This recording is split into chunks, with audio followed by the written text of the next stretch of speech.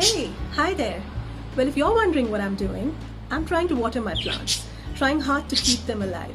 You see, I've never really had a green thumb. Oh, wait a minute. You're wondering what a green thumb is. Well, it's an idiom, and to have a green thumb means somebody who has a natural talent or an ability for gardening. Well, why use green thumb? No connection, right? Well, that's how idioms are. It's a phrase or a saying or a group of words that have a metaphorical meaning or a figurative meaning but not a literal one. Well, you see, idioms are a very important part of your day-to-day English conversations.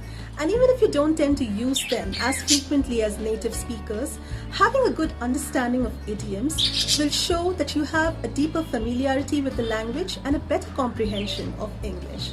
Let's look at some more idioms. That's my dog, Zara, and as you can see, she's fast asleep.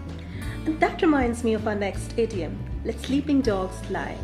Well, it basically means to leave things as they are, to avoid restarting or rekindling an old argument, because if you do, it will only make things worse.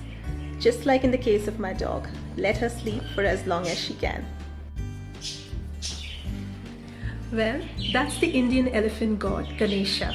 And that brings me to our next idiom, the elephant in the room. Well, when people say there's an elephant in the room, it refers to an obvious or difficult problem that people do not wish to talk about. But it is too obvious or too big to be ignored. Well, you will most probably hear it in conference room or boardroom talks when some employee or some active member would say, let's talk about the elephant in the room. That's what it means.